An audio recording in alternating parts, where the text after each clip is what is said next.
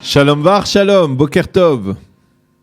Tov Daniel, est-ce que tu m'entends bien? Parfaitement, on vous entend très bien, shalom. Alors on est heureux de vous retrouver une semaine après Yom Yerushalayim, moins d'une semaine après Yom Yerushalayim, parce que vous nous aviez promis de parler de la journée qui a précédé Shavuot de 1967, Tafshin Kafret, c'est cela.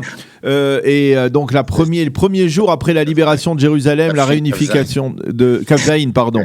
Kafzaïn, oui, après la réunification de Jérusalem, mais nous n'avions pas eu le temps de le faire, alors on n'a pas voulu attendre un an avant que vous nous livriez votre témoignage. On voulait vraiment justement que vous nous racontiez un peu comment ça s'est passé justement, ce premier Shavuot, cette première fête de Shavuot devant le Kotel Amaravi. On sait que c'était un événement exceptionnel et ceux qui l'ont vécu s'en souviennent encore. Ken, je me suis dit, quand tu m'as proposé de raconter la suite de notre émission dernière, je me suis demandé comment vais-je pouvoir décrire ce qui s'est passé cette veille de Shavuot, puisque exactement la guerre des 6 jours a éclaté le 6 juin. 6 jours plus tard, le 12 juin, elle était terminée. Et on n'attendait qu'une chose, c'était rentrer dans la vieille ville. L'occasion qui va se présenter, évidemment, c'est Shavuot. Mais pendant 3 jours, l'armée d'Israël va devoir d'abord nettoyer les derniers nids de tireurs de la légion jordanienne qui se trouve dans la vieille ville, essayer de voir s'il n'y a pas lieu de déminer certains endroits qui pourraient être dangereux, et puis préparer la possibilité à la foule de pouvoir rentrer dans ce qui s'appelle la vieille ville. À Jérusalem, à cette époque, il y a à peu près 220, 230 000 habitants. Ces 3 jours qui vont passer entre la fin de la guerre des 6 jours et la veille de Shavuot seront des jours d'attente. Je crois que pendant ces jours-là, le miracle n'était pas aussi flagrant dans la foule. Elle était retenue. Je parle de la foule de Jérusalem. Bien que moi, je vous rappelle, j'étais en terminale et le jour où le Kotel a été libéré, nous avions dansé toute la nuit de joie. Mais dans la foule populaire, il y avait un moment d'attente qui était très fortement ressenti dans l'air, de savoir, alors quand va-t-on ouvrir les portes? Quand va-t-on pouvoir rentrer dans la vieille ville? Je sais que c'est difficile pour vous d'entendre une histoire qui fait un pas en avant et 2 pas en arrière. Mais l'armée d'Israël va préparer une route qui va permettre à la population de rentrer dans la vieille ville. Et cette route, elle va passer sur une route qui avait été tracée 3 ans ou 2 ans auparavant lors de la visite du pape Paul VI. Elle s'appelle la route du pape. Je fais une parenthèse, Daniel. La route du pape avait été un affront à Israël parce que le pape ne voulait pas reconnaître Israël. Il n'était pas rentré par aucune des portes officielles, ni par Haïfa, ni par Ben Gurion, qui n'existait pas à l'époque, ni par aucune porte officielle d'Israël. Il était rentré par une porte qu'on lui avait ouverte dans un champ de ronces près de Megiddo, parce que ça correspondait à la foi chrétienne. Et lorsqu'il était rentré à Jérusalem, il n'avait pas voulu rentrer par les portes officielles. On lui avait ouvert une porte qui passait par le mont Sion. Au même mont Sion, où pendant tous les Shavuot précédents, ou tous les Pessah précédents, et les Sukkot précédents, bien que Pessah et Sukkot, il était plus difficile de montrer la première soirée, parce que à Pessah, évidemment, tout le monde s'asseyait pour la Haggadah, et à Sukkot, tout le monde rentrait précipitamment dans les Sukkot. À Shavuot, par contre, c'était une veillée. Et donc, nombreuse était la foule qui montait sur le mont Sion pour voir le Kotel de loin et qui faisait Shavuot toutes les années, 19 ans, les Juifs de Jérusalem sont montés sur le mont Sion. Et c'est au pied de ce mont Sion qu'on avait tracé une route qui, pour le pape, uniquement pour le pape, et qui, sur cette même route, comme un peu pour laver l'affront, il faut quand même que je termine l'histoire, lorsque le pape a quitté Israël, il a enfoncé le clou dans sa dernière déclaration en défendant Pie XII, qui soi-disant avait défendu le peuple d'Israël. Quoi qu'il en soit, sur cette même route, la route va être tracée, des grands Dinaïnim vont ouvrir une route, et c'est sur ce passage, sur une route qui a été tracée à la hâte, une partie d'entre elles, une partie de cette route n'est pas goudronnée, que la foule va se presser la veille de Shavuot pour rentrer dans la vieille ville. Maintenant, comment vous décrire ce souvenir d'il y a 50 ans? Il y a une chanson qui a été écrite plus tard par Doudou Barak, qui aimait beaucoup Jérusalem. Et lorsqu'il rencontre Jérusalem pour la première fois, il parle de la rencontre de tous ses sens. Rentrer dans Jérusalem et voir la lumière. Vous savez qu'en Jérusalem, la lumière est beaucoup plus forte que dans le monde entier. Rentrer dans Jérusalem et sentir ses odeurs. Vous connaissez les odeurs de Jérusalem.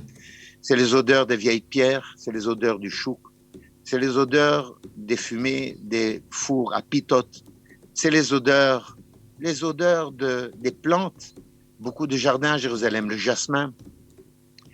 C'est les odeurs de Jérusalem, c'est la lumière de Jérusalem, c'est les sons de Jérusalem.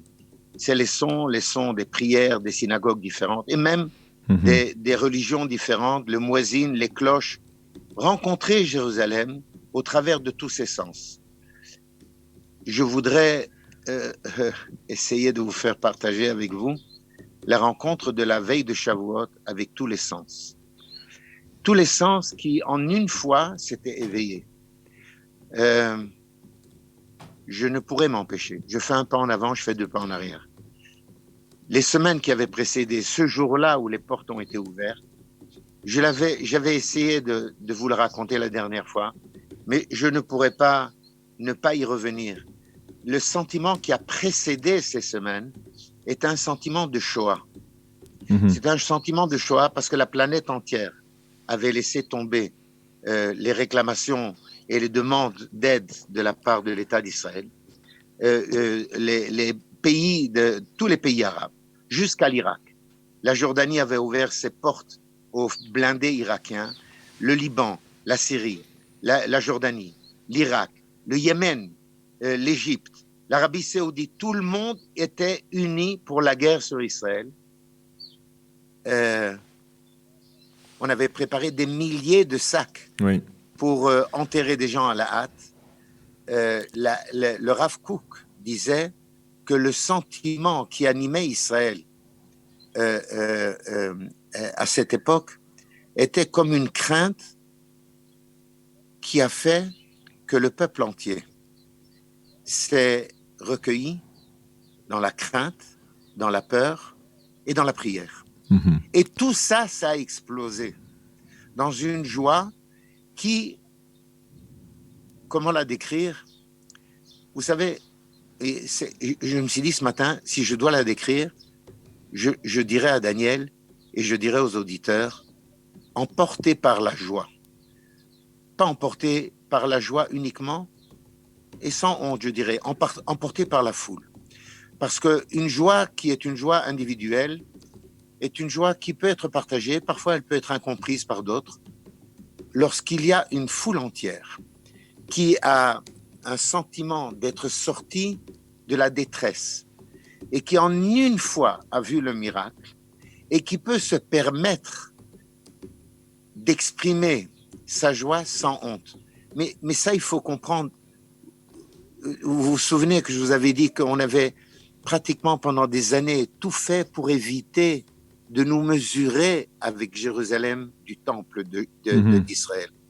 C'était se frotter au peuple entier, aux Arabes, à l'Église, au Vatican, au pape qui va rentrer en Israël par cette même route et qui ne va pas prononcer tout son séjour en Israël le mot Israël, qui ne va pas serrer la main ni au président, ni au ministre, ni au grand rabbin Ashkenaz, parce que le grand rabbin Sfarad ne va pas l'accueillir, le pape.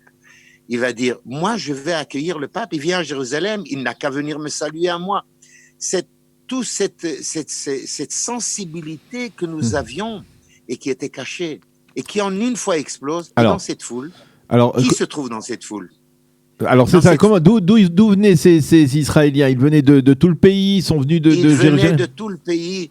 Je me rappelle qu'on disait que le nombre de personnes qui étaient sur la file, en file, était de près de 200 000 personnes, c'est-à-dire pratiquement toute la population de Jérusalem. C'est-à-dire que au moins la moitié d'entre elles venaient d'ailleurs, ce qui s'appelle des religieux, d'autres qui le sont moins, d'autres qui prétendent l'être plus, des gens avec la tête couverte, d'autres avec une tête couverte de ce qu'on appelle une kippa invisible, dans la poussière de cette route non goudronnée, dans les odeurs de la moisissure, des vieilles pierres, des murailles et des maisons, dans l'odeur de ces fours de pitote. Moi, j'avais l'impression de sentir les ruines de Jérusalem, du Second Temple. C'était ça l'impression. Alors, et quand vous avez vu, c'est la première fois. Quand vous avez vu le Kotel devant vous, comment les gens ont réagi? Comment vous avez réagi? Non, mais c'était la foule. C'était d'abord l'esplanade du Kotel que vous connaissez d'aujourd'hui, était surélevée de quelques mètres, puisque cette même poussière devant le Kotel n'était que plus importante, puisque on avait eu à peine le temps d'abattre toutes les maisons arabes qui s'y trouvaient. Le quartier des Mograbim. Un quartier entier qui était devant le Kotel et qui avait été complètement rasé. Donc les gens la plupart d'entre eux étaient à 2 ou 3 mètres de hauteur. Il y avait une route, enfin une descente qui avait été tracée par les tracteurs qui permettait aux gens de descendre dans cette foule avec des femmes, avec des agalotes, des enfants dans les poussettes, des vieux qui dandinaient avec leur canne, et des dizaines de personnes qui avaient sorti leur chauffard de la maison et qui entendaient le chauffard de partout. Les mouezines, ce jour-là, n'ont pas eu droit au son dans cette musique de Erev Shavuot. C'était, vous savez, Shavuot est une fête un peu bizarre. Enfin, bizarre. Elle comprend 2 éléments. Le premier élément, c'est la fête des prémices. Et là, ce jour-là, ça me rappelait un peu la fête des prémices. Parce qu'à la fête des prémices, le peuple entier montait au temple. Un peuple entier emporté par la joie de monter au temple. Pas seulement de monter au temple. Monter en apportant les prémices. Monter en apportant les prémices d'une terre qu'il avait héritée. Souvenez-vous, le passage de la Bible qui parle de cet instant, d'apporter les prémices, c'est le chapitre qui va former toute la Haggadah de Pessah. La Haggadah de Pessah sera basée sur ce passage de la Bible. Le jour où l'agriculteur viendra, il dira « Je suis sorti d'Égypte, tu m'as donné cette terre, je t'apporte les premiers fruits, j'exprime ma joie et je te remercie, mon Dieu, de m'avoir fait traverser et de m'avoir écouté et de m'avoir sauvé et de m'avoir libéré. » Tout ce texte sur lequel nous allons fêter Pessah, eh bien, ce jour-là de Erev Shavuot, j'avais l'impression, mais tellement fort, de vivre une montée comme la fête de Shavuot. Et puis, ça m'a pris des années pour réaliser, pour me dire que c'est vrai que Shavuot, nous nous réunissons chaque année pour nous souvenir du don de la Torah. Mais le jour où nous avons reçu la Torah, c'était parce que nous sommes un peuple de prêtres. Et cette Torah est censée être enseignée au monde entier. Cette Torah est censée donner au monde une musique qui peut être une musique harmonieuse, que chaque peuple puisse aller selon la lumière qui est donnée ce jour-là au Sinaï. Et je me suis dit, combien il est difficile aujourd'hui de regarder et de dire, sommes-nous déjà ce peuple qui est un peuple de prêtres? Mais les sages ont fait, la Bible a fait, que ces 2 fêtes se rencontrent Shavuot, c'est-à-dire la montée, la joie, la foule, le cœur uni qui bat, un cœur qui bat. Eh bien, ce cœur qui bat, c'est la portée sur laquelle les notes de la Torah vont être dessinées. Et je crois que le jour de la veille de Shavuot, qui a suivi la guerre des 6 jours, c'est peut-être la première fois où j'ai senti que j'étais au pied de la montagne. Mais pas seulement de la montagne de Jérusalem, au pied de la montagne du Sinaï. Mhm. Eh bien, Shalom Bach, je savais que ça allait être émouvant, mais je ne pouvais pas m'imaginer à quel point. Merci beaucoup d'avoir accepté de témoigner ce matin, en cette veille de fête de Shavuot, tout à fait particulière aussi, puisque d'une certaine manière, c'est un peu la fête de Shavuot et un peu la fête de Pessah en même temps, puisque pendant Pessah, nous étions confinés, et là, d'une certaine manière, il y a une forme à la fois de liberté, de pouvoir retrouver les Baté Knesset, les synagogues, de pouvoir prier à nouveau en public en Tzibour. Alors c'est une fête un peu particulière qui rappelle peut-être aussi celle de juin 67, de la libération de Jérusalem. Merci beaucoup d'avoir été avec nous ce matin. Chag Sameach, Shabbat Shalom et à bientôt. Chag Sameach à vous tous. Toda Rabba, Shalom. Shalom, shalom.